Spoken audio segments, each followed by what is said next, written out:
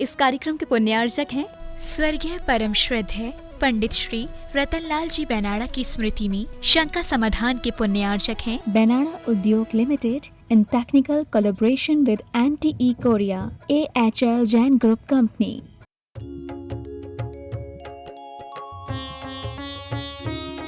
शंका समाधान। बोलिए अक्षयकारी देवादिदेव 1008 श्री शांतिनाथ भगवान की जय जय जय।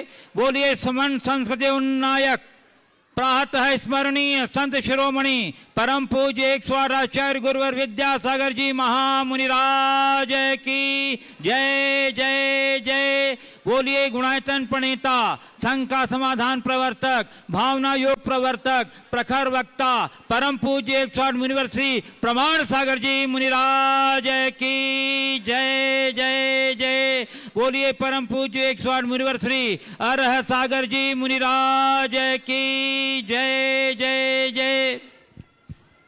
प्रिय बंधुओं, माता एवं बहनों, पारस चैनल, जिनवाणी चैनल एवं प्रामाणिक ऐप के माध्यम से प्रसारित होने वाले आज के शंका समाधान के कार्यक्रम से जुड़े देश एवं विदेश के सभी श्रद्धालुओं का तथा पनागर अक्षय क्षेत्र के विशाल प्रांगण में निर्मित पांडाल में उपस्थित शंका समाधान के श्रद्धालुजन सबों का मैं पनागर अक्षय क्षेत्र और पनागर की जैन समाज की ओर से हार्दिक हार्दिक अभिनंदन करता हूं। मैं आपको लिए चलूं शंका समाधान की ओर। इसके पूर्व रोज की तरह हम लोग सर्वप्रथम पूज्य गुरुदेव के मंगल में आशीर्वाद से अपने को अभिषेक करेंगे। तो हाथ जोड़िए, मस्तक झुकाइए और बोलिए मेरे साथ, नमोस्तु गुरुदेव, नमोस्तु गुरुदेव, नमोस्तु गुरुदेव। बंधुओं, जैसा कि आप लोग को विदित ही है कि इस वर्ष गुरुदेव का चातुर्मास कटनी नगर में संपन्न हुआ। ऐतिहासिक उपलब्धियों के साथ इस विषम परिस्थिति में भी जो धर्म प्रभावना कटनी के चातुर्मास में हुई है वह अभूतपूर्व है और बेमिसाल है। कटनी की चातुर्मास की सफलता के उपरांत गुरुदेव का मंगलमय विहार बिलहरी अक्षय क्षेत्र में की पंच कल्याणक प्रतिष्ठा के द्वारा पूरे देश और विदेश में जिन धर्म की, जिन महिमा की गुंज करते हुए सतत विहार करते हुए आज प्रातः काल की मंगल वेला में पूज्य देव का मंगलमय प्रवेश ये पनागर अक्षय क्षेत्र के प्रांगण में अपूर्व उल्लास, अपूर्व उत्साह और अपूर्व उमंग के साथ प्रवेश हुआ। चारों तरफ जन सैलाब इतना उमड़ पड़ा कि सिर्फ जन सैलाब ही सैलाब दिख रहा था और कुछ दिख ही नहीं रहा था। पूरे रोड रंगोलियों से पटे पड़े थे, पूरा नगर ध्वजों से और तोरणदारों से, बंधनदारों से पटा था। ऐसा लग रहा था कि पनागर के इतिहास में कोई एक अभूतपूर्व मंगल प्रवेश होने जा रहा है संपन्न। मैं पनागर के सभी नगरवासियों का आपके इस उत्साह का हार्दिक हार्दिक वंदन करता हूं। मैं यहाँ पर आपको बता दूं, गुरुदेव का आप बड़े सौभाग्यशाली हैं। कहीं कहीं तो कुछ घंटों का ही गुरुदेव का समागम मिला है, परंतु पनागर वालों में पता नहीं शायद उनके उत्साह और उमंग का आकर्षण है कि यहाँ त्रिदिवसीय कार्यक्रम गुरुदेव के सानिध्य में संपन्न। 27, 28, 29 3 दिन का कार्यक्रम और निश्चित ही है यह त्रिदिवसीय कार्यक्रम इस पनागर से क्षेत्र के विकास में और धर्म की भावना में एक नया कीर्तिमान स्थापित करेगा, ऐसा मेरा विश्वास है। और मैं इस कार्यक्रम की गति को आगे बढ़ाते हुए मैं सर्वप्रथम आमंत्रित कर रहा हूं पनागर के अध्यक्ष श्री राजेश जी पंपी कटंगहा, जो अपनी कुछ उद्बोधना आपके समक्ष रखेंगे। उसके बाद मैं आपको लिए चलूंगा आपकी जिज्ञासाओं के समाधान के लिए। बोलिए आचार्य गुरुवर विद्यासागर जी महाराज की। बोलिए पूज्य प्रखर वक्ता शंका समाधान प्रणेता मुनियों में श्रेष्ठ ऐसे मुनि श्री 108 प्रमाण सागर जी महाराज की। मुनि श्री 108 अरह सागर जी महाराज की। एक विशेष संयोग की चर्चा मैं पहले करना चाहता हूं पूज्य मुनि महाराज के गृहस्थ जीवन का नाम श्री नवीन जैन रहा है और जिस मंदिर का कल सुबह 8 साढ़े 8 बजे शिलान्यास होने जा रहा है वह विशाल 3 मंजिल का भव्य पाषाण का मंदिर, पूरे ठोस पाषाण का मंदिर, जिसकी भूतल से गुंबद की हाइट 91 फुट रखी गई है, वो मंदिर भी महाराज जी के पूर्व गृहस्थ नाम की राशि भगवान नेमिनाथ दिगंबर जैन मंदिर है। ये हमारे बुजुर्गों ने बनवाया मंदिर, हम लोगों का सौभाग्य है। बहुत मनोज्ञ जिनबिंब नेमिनाथ भगवान के रूप में, जिनके मैं आपको कहना चाहता हूं और सैकड़ों बार इस चमत्कार को अपने जीवन में घटित देख चुका हूं कि उनके दर्शन से, उनके समक्ष बैठने से जो भक्ति हमारे भीतर उमड़ती है, उससे अनेक जन्मों के अनेक अनेक दुष्ट पाप कट जाते हैं और ऐसे पुण्य का संचय होता है कि हमारा एक नया अभ्युदय होता है। उस भव्य मंदिर का शिलान्यास सुबह रखा जा रहा है। पनागर महाराज जी, प्रमाण सागर जी महाराज की राशि से पूरा मिलान करता है और ये सौभाग्य पनागर को मिल रहा है कि वह पूज्य मुनि प्रमाण सागर जी महाराज के सानिध्य में इस भव्य कार्यक्रम को संपन्न करेगा। सुबह 8 साढ़े 8 बजे आप सबको आमंत्रण है, कृपया बाजार जैन मंदिर पधारें, जो बाजार में ही है कमानिया गेट के नजदीक। वहां पर 8:30 बजे से अनुष्ठान की क्रियाएं होंगी। पूज्य मुनि महाराज का हम लोगों को शिलान्यास के पश्चात मंगल देशना का भी लाभ मिलेगा। इस सब कार्यक्रम का लाइव टेलीकास्ट होगा, आप सबसे निवेदन है पधारें। कल दोपहर में 3 बजे से इसी प्रांगण में शंका समाधान का कार्यक्रम होगा, आप सब लोग उसमें भी सहर्ष आमंत्रित हैं।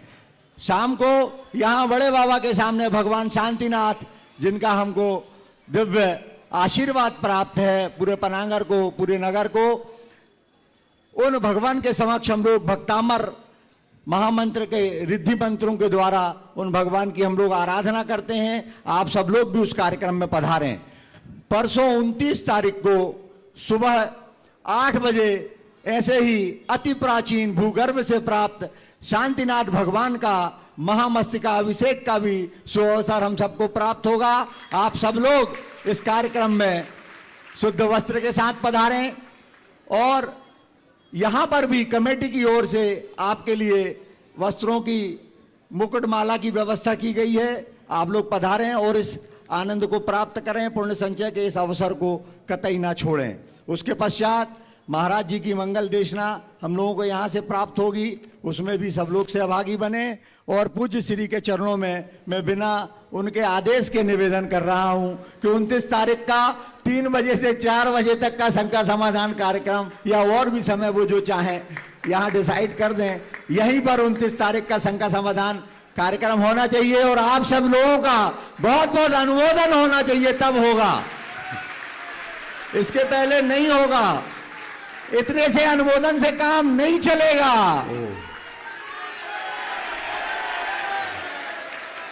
महाराज जी आपके चरणों में निवेदन है और मैं अपनी वाणी को विराम देता हूं। महाराज जी नमोस्तु नमोस्तु नमोस्तु। चलिए, श्री राजेश जी ने अपने समाज की भावना रखी है, गुरुदेव से बड़े अनुकंपा के धनी हैं, आपकी प्रस्ताव पर गंभीरता से अवश्य विचार करेंगे। अब मैं आपको लिए चलता हूं शंका समाधान की ओर। एक बात आपसे कहूंगा, जिनके नाम की घोषणा होगी अपना नाम सुनते ही आप अपने स्थान पर तुरंत खड़े हो जाएंगे ताकि आप तक माइक तुरंत हैंड ओवर कर दिया जा सके। चलिए, प्रथम प्रश्न के लिए मैं आमंत्रित कर रहा हूं दीपाली जैन पनागर, और उसके बाद तैयार रहेंगे विकास कटंगा विजयनगर जबलपुर। नमोस्तु महाराज जी, नमोस्तु महाराज जी। महाराज जी, आजकल हमें जितनी भी सुविधाएं प्राप्त होती हैं उसके बाद भी हमारी एक्सपेक्टेशन बहुत ज़्यादा होती हैं और जब वो पूरी नहीं होती तो हम निराश हो जाते हैं, तो हम ऐसे में क्या करें? देखिए, सुविधाएं ऐसे ही है, सुविधा का स्वरूप ही ऐसा है जो हमारी दुविधा को बढ़ा दे। सुविधाओं से अपेक्षाएं जगती है और उनकी पूर्ति न होने से निराशा आती है। जब तक मन में संतुष्टि नहीं तब तक शांति नहीं। तो हमें अपने हृदय में संतुष्टि जगाना चाहिए और अपनी अपेक्षाओं को कम करने का प्रयास करना चाहिए। सुविधाओं का प्रयोग करें लेकिन हमेशा एक बात को ध्यान रखें कि हमारी सुविधाएं हमारे लिए दुविधा न बने। जितनी ज़रूरत उतना काम करें और जितना उपलब्ध उतने में संतोष रखें, तो ऐसी दुविधा नहीं है। नमोस्तु महाराज। विकास कटंगा, विजयनगर, जबलपुर। उसके बाद तैयार रहेंगी श्रीमती नीरा जैन, जैन मेडिकल स्टोर, पनागर। साधु परमेष्टि द्वय पूज्य मुनि प्रमाण सागर जी महामुनि राज को एवं मुनि हरा सागर जी महामुनि राज को मेरा मन से वचन से काय से बारंबार त्रिकाल हे गुरुदेव, मेरा प्रश्न यह है कि पहले स्वयं पर दया करो तभी आप दूसरों पर दया कर सकते। इस बात का धार्मिक और व्यवहारिक जीवन में कितना महत्व है? देखिए, स्वयं पर दया करो तभी आप औरों पर दया कर सकोगे। इसका तात्पर्य है कि जब तक तुम्हारे हृदय में अपनी आत्मा के हित का बोध नहीं होगा, तब तक आप औरों के प्रति संवेदनशील कैसे बन पाओगे। इसलिए हमें चाहिए कि हम अपने आप को भी धर्मनिष्ठ बनाएं, तभी हम धर्मवान बन सकते हैं, है ना। श्रीमती नीरा जैन, जैन मेडिकल स्टोर्स, पनागर। उसके बाद तैयार रहेंगी चौधरी अभिजीत जैन, नेप्पी, पनागर। महाराज जी नमोस्तु नमोस्तु नमोस्तु। क्षमा सोविती उस भुजंग को जिसके पास गरल हो, नहीं सोविती उसको जो सीधा सत्य सरल हो। महाराज श्री, इसका आशय यह है कि शक्तिशाली व्यक्ति की क्षमा का ही महत्व है। सज्जन पुरुष कितना शक्तिशाली क्यों न हो, उसकी क्षमा का कोई महत्व नहीं। कृपया प्रकाश करें। आपने इस वाक्य को थोड़ा ठीक तरीके से समझने में चूक कर दी। शक्तिशाली व्यक्ति ही क्षमावान होता है ऐसा मत कहो। जो व्यक्ति क्षमावान होता है वो शक्तिशाली बन जाता है। समझिए, जब तक हमारा मन सबल नहीं बनेगा, क्षमा का भाव नहीं आएगा। इसलिए अगर आप क्षमा भाव धार रहे हैं तो अपने आप को कमजोर मत समझना। मजबूत मन से ही सच्ची क्षमा प्रकट होती है। चौधरी अभिजीत जैन, नेप्पी, पनागर। उसके बाद तैयार रहेंगी श्रीमती सुनीता रायसेठ चंद्र कुमार जी, गुणायतन ट्रस्टी, जबलपुर। मुनिश्री के चरणों में बारंबार नमोस्तु। महाराज जी, प्रश्न ये है कि हमारे जीवन में जिन मंदिर का क्या महत्व है और नगर में जिन मंदिर का क्या स्वरूप होना चाहिए और हम सभी का क्या योगदान होना चाहिए ऐसे जिन मंदिर के निर्माण में। नमोस्तु महाराज। देखिए, मंदिर का महत्व क्या है, नगर में स्वरूप क्या होना चाहिए और हमारा योगदान क्या होना चाहिए। देखिए, मंदिर क्या है? हमारे मन को संस्कारित बनाए रखने का केंद्र मंदिर है। हमारी धार्मिक भावनाओं को उद्दीप्त करने का केंद्र मंदिर है। हमारे सामाजिक और सांस्कृतिक चेतना को जगाए रखने का केंद्र मंदिर है और हमें जीवन की यथार्थ दिशा बताने का केंद्र मंदिर है। समझ गया? तो जब हम मंदिर जिसे जुड़ते हैं तो न केवल धार्मिक भावनाओं की पूर्ति होती है, अपितु हमारा मंदिर धार्मिक, सामाजिक और सांस्कृतिक समस्त गतिविधियों का केंद्र है। वहाँ आकर हम उन सब भावनाओं की पूर्ति सहज रूप से कर लेते हैं। समझ गए? तो मंदिर हमारे धर्माराधन का एक सबसे सबल स्थल है। मंदिर की महत्ता का अंदाज आप केवल इससे लगा सकते हैं कि जब से मानव सभ्यता का विकास हुआ है तब से मंदिर है। इंद्र ने भोग भूमि के बाद जब कर्म भूमि का आविर्भाव हुआ, कर्मयुग की शुरुआत हुई, इंद्र ने अयोध्या नगरी की रचना की तो उसमें जिन मंदिर की स्थापना की। यानी इस मंदिर का संबंध हमारी सभ्यता से जुड़ा है।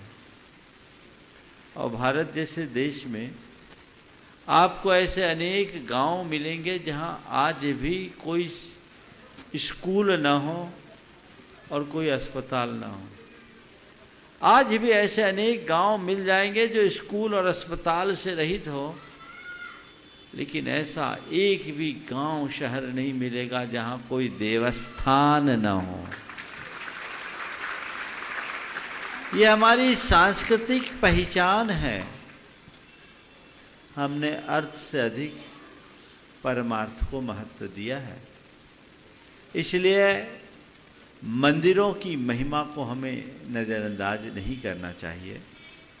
धार्मिक दृष्टि से मंदिर हमारे पाप क्षय का श्रेष्ठ स्थल है और भगवान की आराधना पाप क्षय का श्रेष्ठतम माध्यम भी। तो मंदिर के माध्यम से हम अपने पापों का क्षय करते हैं, पापों का विनाश करने में समर्थ होते हैं। इसलिए मंदिर की अपनी महत्ता है, गरिमा है।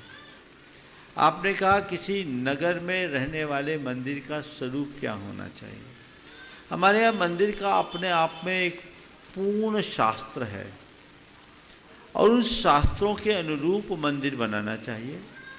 मंदिर का शिल्प, विन्यास, स्थापत्य हमारी संस्कृति से मेल खानी चाहिए। वास्तु संबंधी जो ग्रंथ आप बताते हैं उसमें बहुत सारे ग्रंथ हैं जो केवल मंदिर के ऊपर ही हैं, जैसे प्रसाद मंडन, सम्रांगण सूत्रधार, शिल्प रत्नाकर जैसे ग्रंथ केवल मंदिर के लिए। वास्तुसार प्रकरण आदि अन्य ग्रंथ भी हैं। तो ये सब इस बात के द्योतक हैं कि मंदिर का अपना एक विज्ञान है, उसके अनुरूप ही मंदिर का निर्माण होना चाहिए, क्योंकि सही तरीके से मंदिर के निर्माण होने से मंदिर की रिद्धि सिद्धि अधिक होती है और उसका प्रभाव वहाँ किए जाने वाले धर्माराधन पर पड़ता है। इसलिए मंदिर अच्छा होना चाहिए। आप लोग भाग्यशाली हो कि आप तो मंदिरों की बस्ती में जन्म लिए। पनागर अतिशय क्षेत्र बन गया और यहाँ एक नहीं 5 मंदिर हैं, 3, 4, 5 ही है ना, नए तो नहीं बने अभी। 5 मंदिर और सब अति विशाल, भव्य और मनोज्ञ जिनबिंबों सहित है। ये अपने आप में मिसाल है। ये आपके बुजुर्गों की आप लोगों के ऊपर बहुत बड़ी देन है। मैंने सुबह भी कहा था, उनका तुम पर ये ऋण है। तुम्हारी पीढ़ियां निकल गई, आज तक तुम्हें मंदिर में कुछ करना नहीं पड़ा। मुझे जो दिखता है पनागर के मंदिरों के स्वरूप को देखकर, उसको देखकर लगता है कम से कम 400 साल का इतिहास तो इन मंदिरों के साथ जुड़ा हुआ है। 500 साल। इतने सालों से तुम लोगों ने धर्म ध्यान करके अपने जीवन को समुन्नत किया है। अब मौका आया है आप लोगों के लिए उस ऋण को चुकाने का। एक नए मंदिर के निर्माण के लिए, नए मंदिर के निर्माण के लिए क्या, पुराने मंदिर के जीर्णोद्धार के क्रम में किए जाने वाले नव निर्माण के लिए बढ़ चढ़ करके हिस्सा लेना। शास्त्रों में लिखा है कि एक हाथ का मंदिर और एक चावल बराबर जिन प्रतिमा स्थापित करने वाले भी अक्षय पुण्य के भागी बनते हैं। आप तो विशाल जिन मंदिर बनाने जा रहे हो, कोई हाथ पीछे नहीं रहना चाहिए। और मैं हमेशा कहता हूँ, सर्वोत्कृष्ट पाने के लिए, सर्वोत्कृष्ट लगाने के लिए तत्पर रहना चाहिए। आप पाषाण का मंदिर बना रहे हैं, मैंने नक्शा देखा, बहुत ही भव्य। निश्चित ये मंदिर भी आने वाले 1000 साल तक के लिए सुरक्षित होगा, इसमें कोई संशय नहीं है। हर व्यक्ति को इसमें अपनी सहभागिता देनी चाहिए, उत्कृष्टतम योगदान भी। श्रीमती सुनीता जी, राय सेठ चंद कुमार, जबलपुर गुणायतन ट्रस्टी, और उसके बाद तैयार रहेंगे श्री मनोज जैन कटनी। नमोस्तु महर्षि, महर्षि के चरणों में सपरिवार नमोस्तु नमोस्तु नमोस्तु। हे महर्षि, मन को खुराक ना मिले तो मन स्वस्थ हो जाता है और तन को खुराक ना मिले तो तन भ्रष्ट हो जाता है। महाराज हम ऐसी कौन सी खुराक लें जिससे कि मन और तन दोनों स्वस्थ रहें? तन की खुराक तो आपको पता है ना? और बहुत सारे लोग जो पोषण विज्ञानी हैं, जिसे आप लोग डाइटिशियन के नाम से जानते हो, वो आपके लिए रोज़ बताते हैं कि किस तरह से आपको तन को खुराक देना है ना? तो तन के लिए आप 24 घंटे सचेष्ट हैं और निश्चित तन को खुराक नहीं मिलेगा तो मैं अक्सर कहता हूँ तन सुस्त होगा। तो उससे ज़्यादा ज़रूरी मन को खुराक देने की है। मन को कोई अच्छी खुराक दो, यानी ऐसा आलम्बन मन के साथ जोड़ो जिससे आपको अच्छी प्रेरणा मिले, अच्छा मोटिवेशन मिले। स्वाध्याय, चिंतन, सामायिक, सत्संग, ध्यान, ये सब मन की खुराक है। यदि ये खुराक मन को निरंतर मिलते रहे तो मन सुमार्ग में लगे रहेगा, और ऐसी खुराक न मिले तो मन फिर इधर उधर भागेगा, और इधर उधर भागने वाले मन का हाल क्या होता है किसी से छिपा नहीं। मैं आमंत्रित कर रहा हूँ श्री मनोज जैन कटनी बंधुओं, कटनी के पूरे चातुर्मास में जिन्होंने सक्रियता से योगदान दिया है चातुर्मास को सफल बनाने में, और पद बिहार में भी अपनी सक्रियता से योगदान दिया है, ऐसे मनोज जैन कटनी उपस्थित मुनि दय के चरणों में नमोस्तु नमोस्तु नमोस्तु। मुनि श्री, आपके समक्ष एक शंका है। शंका यह है कि हम किसी भी कार्य को किसी दूसरे के प्रति समर्पित करके करते हैं, लेकिन उसका मुझे रिटर्न में अच्छा उत्कर्ष कुछ भी रिटर्न नहीं मिलता। तो इसमें अपने पुण्य में कौन सा दोष है, या अपने कार्य करने में कहाँ कमी रह जाती है जिसका रिटर्न नहीं होता है? देखिए, समर्पित होकर के काम करना एक कार्यकर्ता की पहचान है। एक अच्छा कार्यकर्ता वही है जो कोई भी कार्य करे लगन और समर्पण से करे, पर उसके रिटर्न पाने की चाह करना वो उसकी दुर्बलता है। अगर आप किसी भी कार्य को करने के बाद उसके प्रतिफल के रूप में आप श्रेय लेने की इच्छा रखोगे तो निश्चित ये आपके मन में असंतुष्टि उत्पन्न करेगा, दुख उत्पन्न करेगा या क्षोभ प्रकट करेगा। ऐसे में मन हताश होता है और फिर कई बार उद्विग्न भी हो जाता है, दोबारा काम करने की इच्छा नहीं होती। इसलिए हमें कर्म किए जा फल की इच्छा मत कर रहे इंसान, इस उक्ति को आत्मसात करके चलना चाहिए।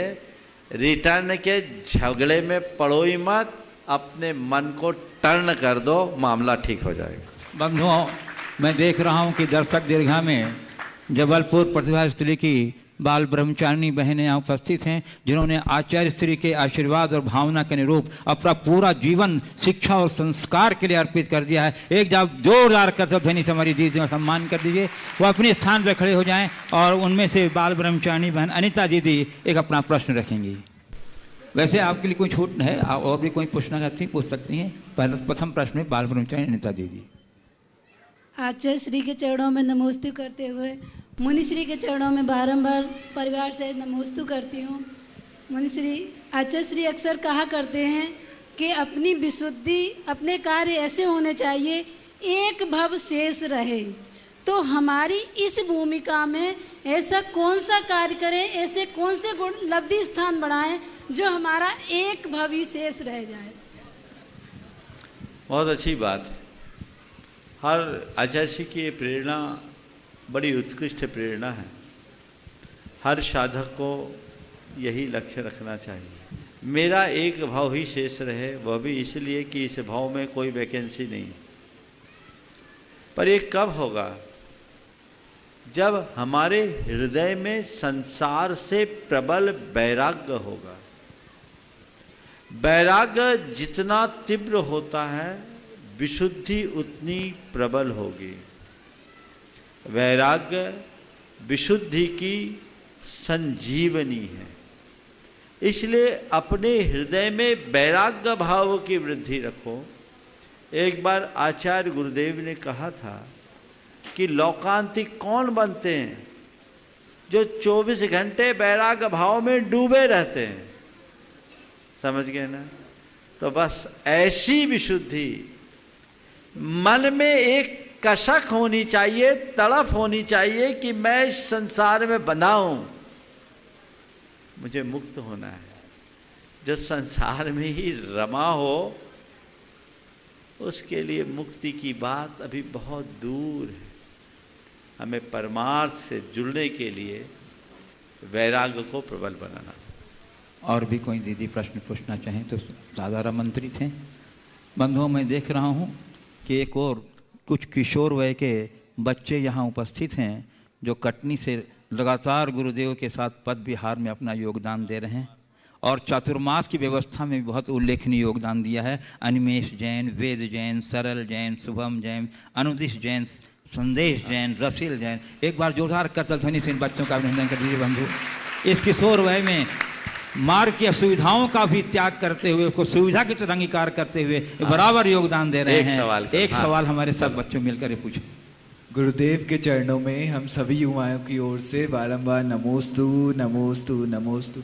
गुरुदेव, आपके सानिध्य में हम सभी युवाओं को इतना धर्म लाभ लेने की सौभाग्य मिला, इसके लिए आपके चरणों में एक और बार बारंबार नमोस्तु नमोस्तु नमोस्तु। गुरुदेव, हमारा यह सामूहिक प्रश्न है कि इस आयु में हमें एक और तो ये कहा जाता है कि अब तुम्हें अपनी जिम्मेदारियों का एहसास होना चाहिए, तुम गंभीर बनते जाओ, और दूसरी ओर यह भी सुनने में आता है अभी तो ये बच्चे हैं, ये चंचल नहीं होंगे तो कौन होंगे।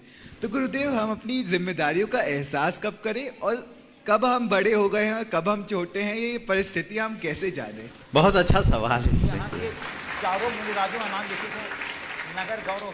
देखो, उम्र के अनुसार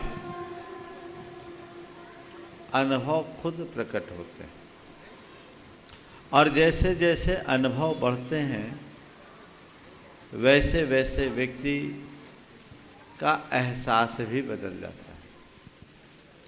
जहाँ तक इस उम्र में जिम्मेदारियों का एहसास और चंचलता की बात है तो मैं तुम लोगों से बोलूँगा, मैं जब क्षुल्लक बना था तो मेरी मूछें भी नहीं निकली थी, है ना? ये उम्र से संबंध नहीं है, समझ से संबंध है। हम सब कुछ करें जहाँ जैसी उपयोगिता और प्रासंगिकता उसके अनुरूप काम करें। तुम्हारे माध्यम से तुम जैसे उम्र के दौर से गुजरने वाले सभी बच्चों और बच्चियों से मैं कहूँगा, खूब एंजॉय करो, लेकिन मूल को बचाकर। ऐसा कोई एंजॉयमेंट नहीं करना जिससे तुम धर्म से भ्रष्ट हो जाओ, अधर्म की ओर जुड़ जाओ। और दूसरी ओर ऐसा कोई काम मत करना जिससे परिवार के लोगों को चिंता में फंसना पड़े। ये तुम्हारी जवाबदारी है। आज़ादी होनी चाहिए लेकिन मर्यादा के भीतर। इस बात को ध्यान में रखकर चलोगे तो कभी विफल नहीं होगे, और इसकी उपेक्षा कर दोगे तो कभी सफल नहीं होगे, है ना? और पूछना है? हाँ, पूछो। महाराज जी, हम लोग तो अगर मान लो कोई काम नहीं भी करें ऐसा कुछ जो धर्म के विरुद्ध हो, लेकिन जो बाकी लोग रहते हैं, जो ऐसे दोस्त हैं या कुछ भी हैं हमारे, तो वो और हम लोग के जो परिवार वाले होते हैं उनसे हमारे ऊपर दुर्भावना फैला देते हैं, हमारी उनके सामने जो इमेज रहती है वो डाउन कर देते हैं। तो ऐसे हम उनको इग्नोर करें तो फिर ऐसा लगता है कि क्यों इग्नोर कर रहे हैं, वो इतना गंदा गंदा बोल रहे हैं, तो ऐसे में क्या करें? देखिए, बहुत ही गंभीर सवाल। आज की नई पीढ़ी में अगर लोग थोड़ा सा धार्मिक हो जाए तो उसको बहुत सारी समस्याओं का सामना करना पड़ता है, और दुर्भाग्य ये है कि ये समस्या अभिभावकों की तरफ से भी आने लगी। ये अच्छे लक्षण नहीं। हमें तो ऐसे बच्चों पर गर्व करना चाहिए जो अपने संस्कारों को सुरक्षित रखते हुए जी रहे हैं। मुझे तब बहुत दुख होता है जब कोई बच्चा संस्कारपूर्ण जीवन जीता है और मान लो रात्रि भोजन आदि का त्याग कर दिया, अरे तूने अभी से त्याग क्यों कर दिया? ये लोग कहते हैं अभी तुम्हारी कोई उम्र है। तो जो तुमसे ऐसा कहे तुम उनसे कह दो आपकी तो उम्र हो गई, आप तो सुधर जाओ। जब बदलाव आ जाए तो आना चाहिए। और एक बात सदैव ध्यान रखना, लोग तुमसे कुछ भी कहे, हमें अपने लक्ष्य का स्मरण रखना चाहिए। और एक बात अपने जेहन में बिठाल दो, मुझे ये मनुष्य जीवन बहुत दुर्लभता से मिला है, मुझे इसे व्यर्थ नहीं खोना है। मैं धर्म क्षेत्र में ज़्यादा आगे न बढ़ पाऊं उसकी मुझे कोई चिंता नहीं, पर अधर्म तो मुझे करना ही नहीं। अगर इसमें तुम्हारे दोस्त लोग या अन्य लोग भी सहभागी होते हैं तो उनसे कहो कि हम तुम्हारे सब काम में सहमत हैं, लेकिन हम अपने संकल्पों के विरुद्ध कुछ भी नहीं कर सकते हैं। वो कुछ कहे उसे नज़रअंदाज करने में ही समर्थ है। बंधुओं, पनागर देवाधिदेव 1008 शांतिनाथ भगवान, देवाधिदेव पार्श्वनाथ भगवान के अतिशय से अतिशय क्षेत्र तो है ही, परंतु इस क्षेत्र का एक अतिशय ये भी है कि इस नगर ने 4 मुनिराजियों के जन्मभूमि होने का गौरव प्राप्त। परम पूज्य मुनि संभव सागर जी, परम पूज्य मुनि निष्पक्ष सागर जी, परम पूज्य मुनि निष्प्रह सागर जी, परम पूज्य मुनि श्री निर्भान सागर जी, इन चारों के मुनिराजों का ये गृहस्थ अवस्था की जन्मभूमि है। मैं समझता हूँ पर हिंदुस्तान में एक ऐसा अनूठा नगर है जिसने एक साथ 4 मुनियों का अवदान दिया। और एक बाल ब्रह्मचारी संजय भैया जी भी एक यहाँ के अवदान हैं, मैं ऐसा मानता हूँ। उन्हीं में से आज हमारे बीच उपस्थित हैं पूज्य मुनि संभव सागर जी गृहवस्था की माता श्रीमती चमेली बाई जी बड़कुल। मैं उन्हें आमंत्रित कर रहा हूँ कि वे अपना प्रश्न उपस्थित करें। श्रीमती चमेली बाई जी बड़कुल। और उसके बाद तैयार रहेंगी संभव सागर जी महाराज की ही गृहवस्था की भाभी श्री एवं महिला मंडल की अध्यक्षा। नमोस्त महाराज, हजारों के बाग में ऐसा एक पुस्तक खिला है, पूरे भारत में समाधान दे रहा है। ऐसा हमें आज भी सबको ऐसा मिला, अवसर मिला कि हम लोग गदगद हो गए, अपने वो शब्द ही नहीं जुटा पा रहे। महाराज जी 14वें को स्थान में तो रिटायर हो गए, 14वें को स्थान के जी रिटायर हो गए, और 13वें को स्थान में प्रिंसिपल हैं, और 11वें को स्थान 12वें को स्थान में प्रेसिडेंट है, और 11वें से लेकर 8वें को स्थान तक डिप्लोमा कर रहे हैं, और 7वें और 6वें को स्थान वाले कॉलेज में हैं, और 5वें और 4वें को स्थान वाले हाई सेक्रेटरी कर रहे हैं, और फिर KG 1, 2, 3 14वें स्थान में एक घटाया है, पर हमारे दिमाग में चला नहीं है। आप समाधान दें। माता ने बहुत अच्छे से 14 गुणस्थानों को घटित कर दिया है और ये एक नया दृष्टिकोण है। मैं इसका पूर्ण समर्थन करता हूँ। अभी उसकी व्याख्या करने के लिए अभी मेरे पास पर्याप्त समय नहीं है, लेकिन एक नई दृष्टि से इन्होंने जो बात कही है बहुत अच्छी। श्रीमती शोभा बड़कुल जो पूज्य मुनि संभव सागर जी महाराज की गृहस्थता की भाभी श्री हैं और महिला मंडल की अध्यक्षा भी हैं। इसके बाद तैयार रहेंगे सुश्री लाभांशी दिव्या जैन पनागर। महाराज हृदय के चरणों में बारंबार नमोस्तु नमोस्तु नमोस्तु। महाराज जी, मेरी मन में ये प्रश्न उठता है कि वर्तमान समय में आरक्षण के कारण जो अनुसूचित जाति के लोग हैं और निम्न वर्गों के लोग हैं वो तो उच्च पदों पर पहुंच रहे हैं, और वहीं धनाढ्य श्रेणी में आने वाली हमारी जैन समाज अल्पसंख्यक होते हुए भी अपने लाभों से वंचित हो जाती है। हमारी समाज की जो मानसिकता है, और हम भी ये सोचते हैं कि अपने बच्चों को हम खुद के व्यवसाय में लगाएं या आत्मनिर्भर बनाएं, तो क्या समाज के हितों को ध्यान में रखते हुए ये जरूरी नहीं है कि हम अपने योग्य बच्चों को उच्च पदों पर भी भेजें? देखिए, बात ऐसी है, आरक्षण की जो एक व्यवस्था है जिस समय लागू की गई उस समय उसकी एक आवश्यकता थी। और ये तय किया गया था इसे अल्प समय के लिए, कुछ समय के लिए लगाना है। जो ज़रूरत थी हुआ। आज वो एक राजनीतिक मुद्दा बन गया है। मैं एक बात जरूर कहूँगा, खासकर जैन समाज के लोगों से, हमें आरक्षण की जरूरत क्या है? हम प्रतिभा के धनी लोग हैं और प्रतिभा का धनी व्यक्ति जहाँ खड़ा होता है अपनी जगह बना लेता है, उसे जगह बनाने की जरूरत नहीं। समाज के निम्न वर्ग के लोगों के लिए अगर ऐसी कोई व्यवस्था होती है तो हमें उसका समर्थन करना चाहिए। साथ ही आर्थिक रूप से कमजोर लोगों को भी आरक्षण मिलना चाहिए। सरकार ने कुछ शुरू भी कर दिया है, लेकिन हमें ये मानसिकता नहीं रखनी चाहिए कि हमको रिजर्वेशन का कोई फायदा मिले।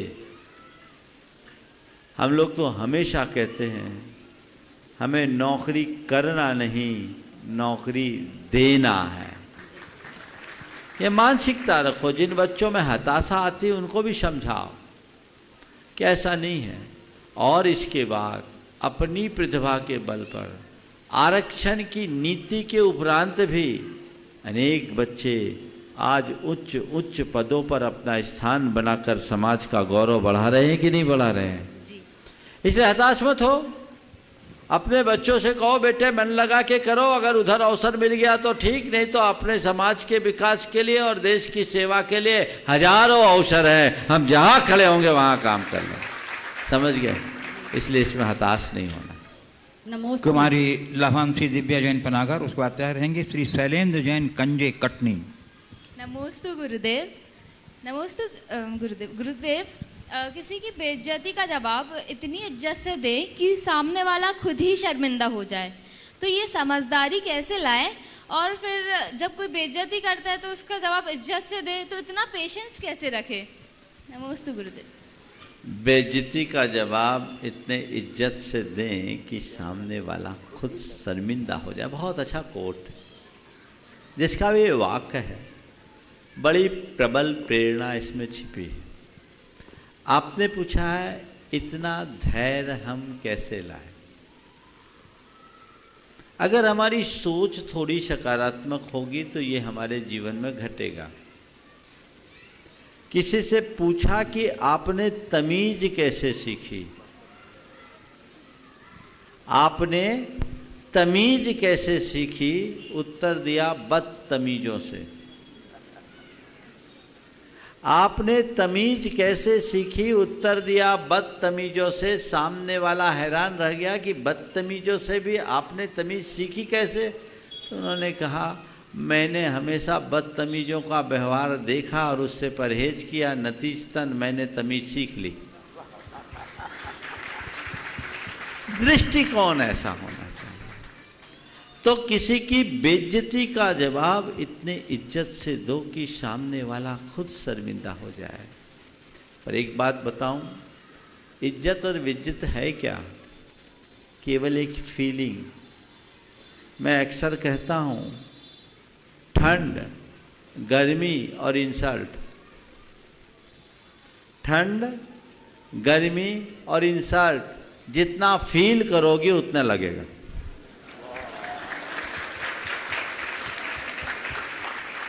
फील करना बंद कर दो। क्यों? जिन बातों को हम इग्नोर कर सकते हैं उन्हें इग्नोर करें, हमारा जीवन बेहतर हो। गुरुदेव, एक विनती है कि जैसे अभी आप लोग आए या कोई भी महाराज जी आते तो वो ये सोचते कि मतलब पुराना घर, तो पुराने लोगों को तो पहले भी मौका मिल चुका हार का, तो हम नए लोगों को कब मौका मिलेगा और कैसे मिलेगा? अरे नए और पुराने का मौका नहीं, अपना अपना पुण्य का योग है, विकल्प नहीं करो। देखो एक बात बताता हूँ, अब 2 महाराज और 40 चौके, बिक्रिया से तो जाने की आज्ञा नहीं और हमारे पास शक्ति भी नहीं, तो जिसका योग होगा उसी का होगा ना। हम 400 दिन भी रुकेंगे तो समस्या बढ़ेगी घटेगी नहीं। समझिए ना।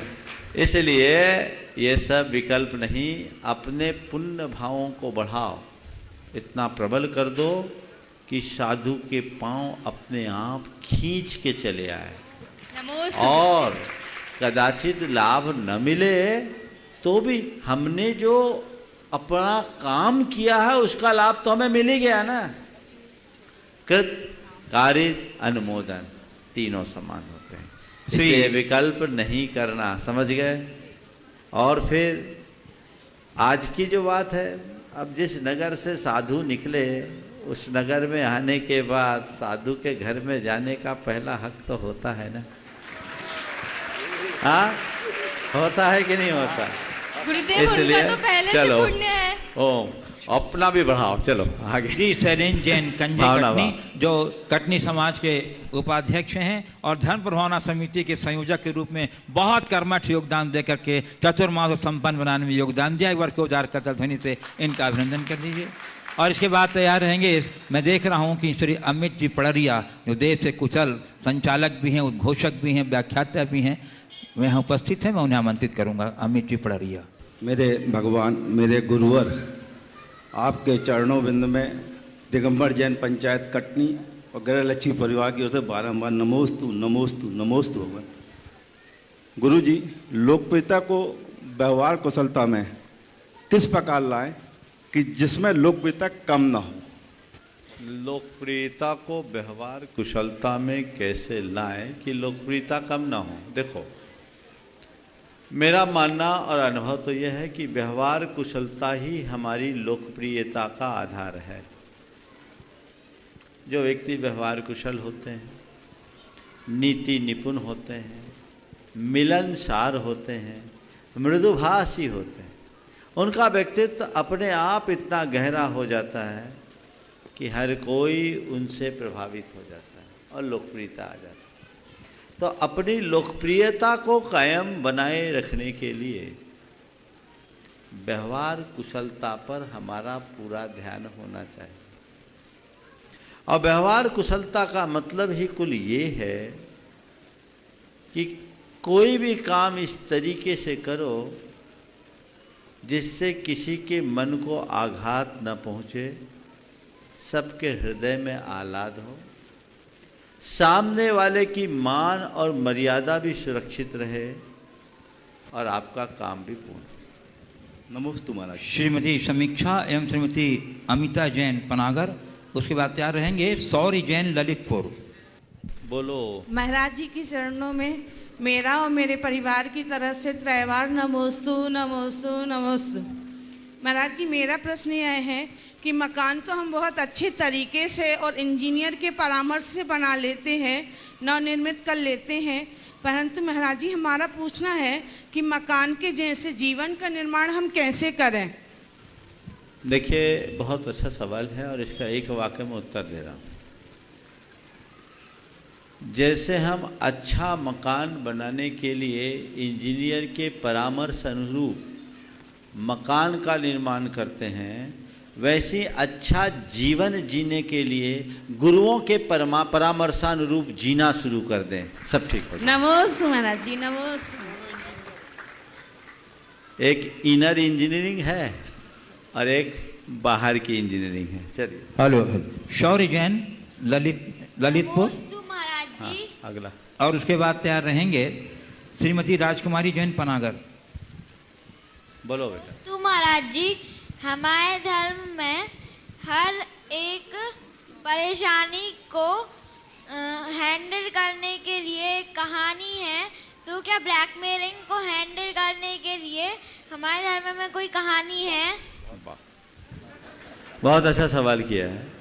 हमारे धर्म में हर एक प्रॉब्लम को हैंडल करने के लिए बहुत सारी स्टोरी है।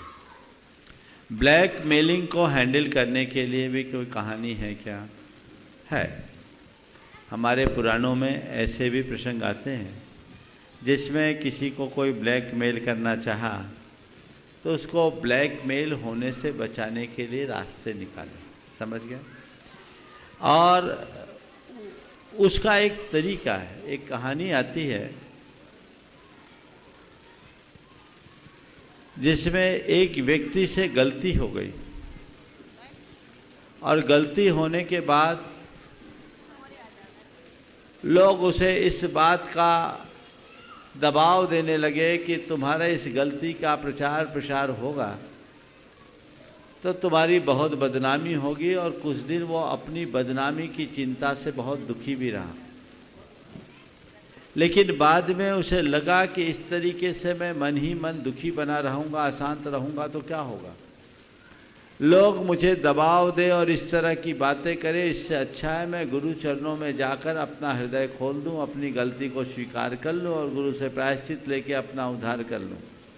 उसने जाकर के गुरु से प्रायश्चित लिया, और गुरु से जैसे ही प्रायश्चित लिया, गुरु ने बता दिया भाई इसने अपनी गलती का प्रायश्चित कर लिया, इसके जीवन का उद्धार हो गया और उसके जीवन का सुधार हो गया। फिर उसको किसी तरह की कोई प्रॉब्लम नहीं हुई। समझ गए?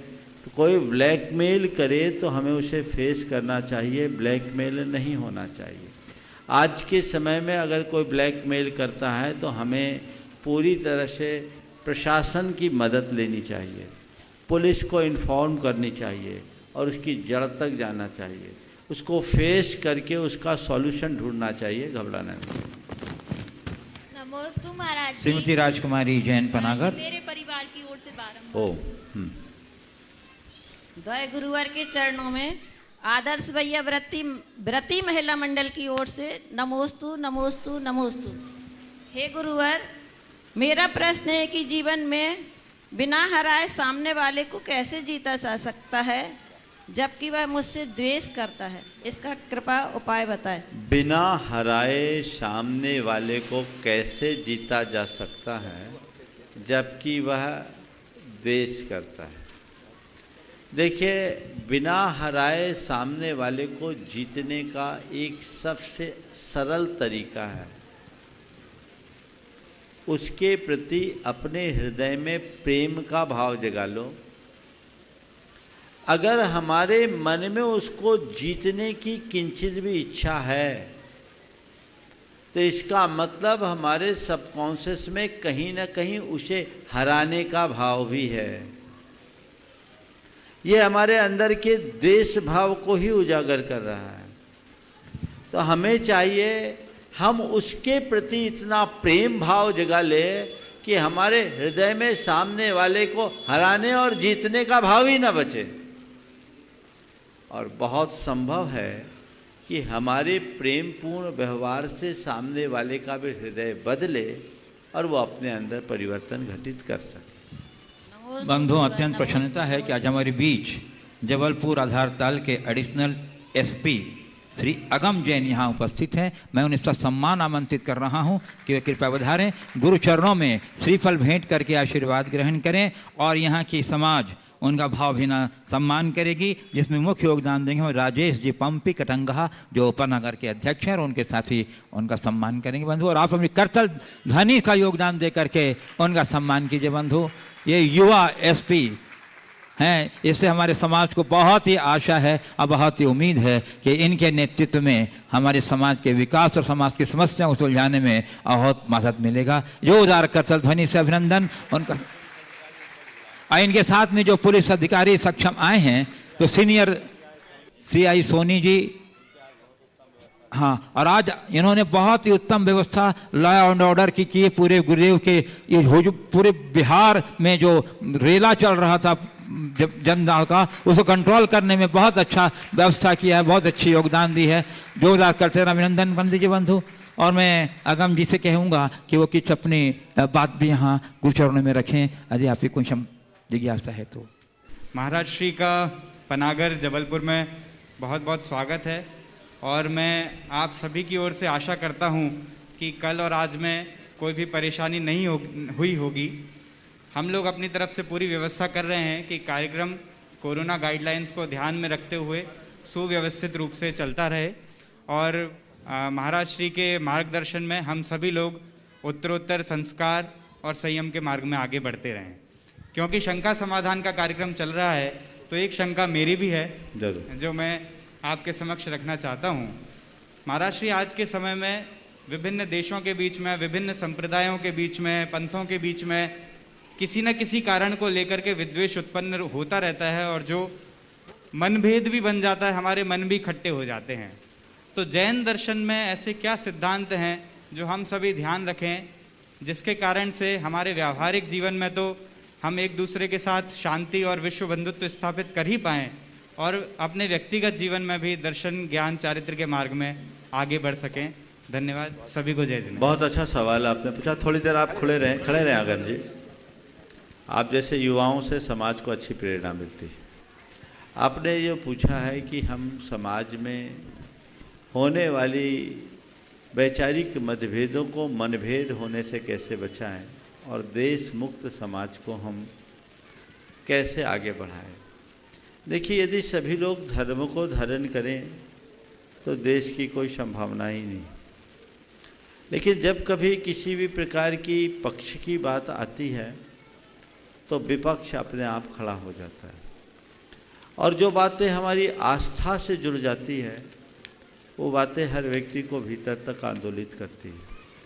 इसका एक सबसे सरल रास्ता और व्यवहारिक रास्ता तो मुझे ये दिखता है कि सभी लोग अपने अपनी आस्था के अनुरूप जीवन जिए, पर किसी के आस्था के ऊपर आक्षेप या आघात न करें।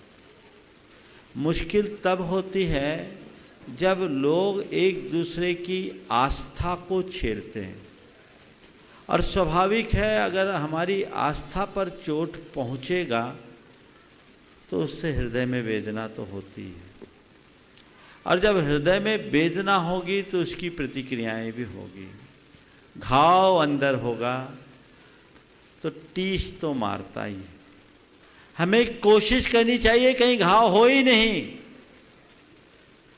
और यदि घाव हुआ है तो उसका इस तरीके से ट्रीटमेंट करें कि घाव भी सूख जाए और उसकी दाग भी मिट जाए। निशान मिटनी चाहिए। मतभेद से हमें कभी तकलीफ नहीं। ये तो हर युग में रहा है और हमारी संस्कृति तो अनेकता में एकता की संस्कृति है। मतभेद होंगे पर हमारा मतभेद हमारी अपनी अपनी आस्था के अनुरूप है। मनभेद नहीं होना चाहिए। हमारा धर्म वीत राग धर्म है जो हमें वीत रागता का आदर्श बताता है और वीत द्वेषी बनने की प्रेरणा देता है। ये तभी संभव होगा जब सब लोग निर्मल भावों से काम करें। हमें कोशिश करनी चाहिए कि सब लोग मिलकर इस वीत रागता के शासन को आगे बढ़ाएं और जहां कहीं भी वीत रागता को आघात पहुंचाने वाली बात होती है उन्हें समझा बुझाकर सही रास्ते पर लाएं।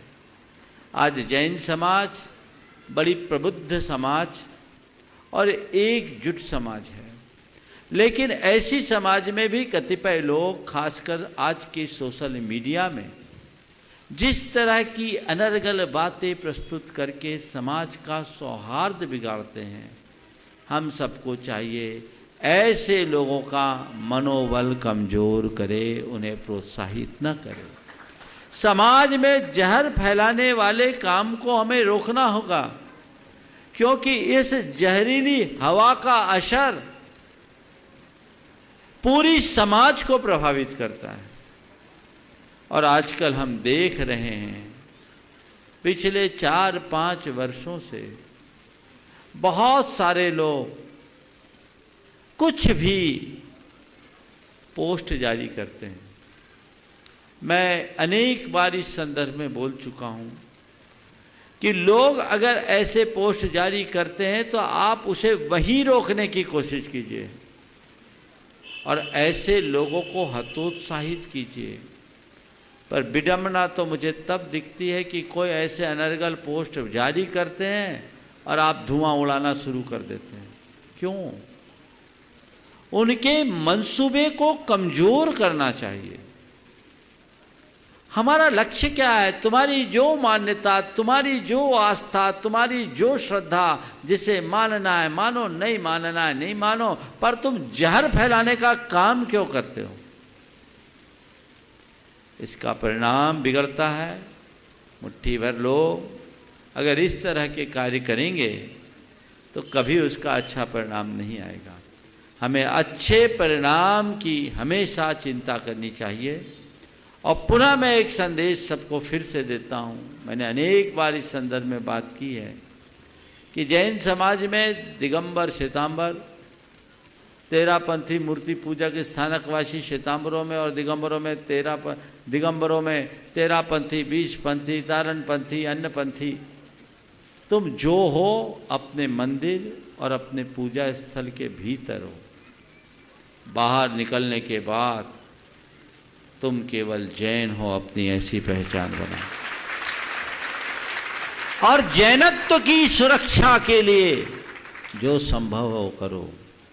और एक सूत्र अपनाओ, न तो हम किसी की आस्था से खिलवाड़ करेंगे और न ही किसी को आस्था से खिलवाड़ करने देंगे। मेरी मान्यता के अनुसार किसी की आस्था से खेलना सबसे बड़ा पाप है। हमें किसी की आस्था को आघात नहीं पहुंचाना चाहिए। सबकी अपनी अपनी स्वतंत्र विचारधारा है, उसके अनुरूप वो जिए, उनका हक है। लेकिन किसी की विचारधारा पर आघात करना अच्छी बात नहीं है। हम इन बातों को ध्यान में रखेंगे तभी सफल होंगे। समय आप सबका हो गया, यहीं पर विराम। बोलिए परम पूज आचार्य गुरुवर श्री विद्यासागर जी महाराज की। बोलिए परमचंद मुंशी प्रमाण सागर जी महाराज की, परमचंद मुंशी अरह सागर जी महाराज की।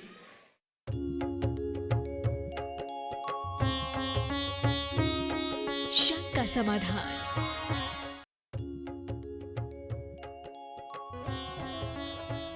इस कार्यक्रम के पुण्यार्चक थे स्वर्गीय परम श्रद्धेय पंडित श्री रतनलाल जी बेनाड़ा की स्मृति में शंका समाधान के पुण्यार्चक हैं बेनाड़ा उद्योग limited in technical collaboration with NTE Korea, AHL Jain Group Company.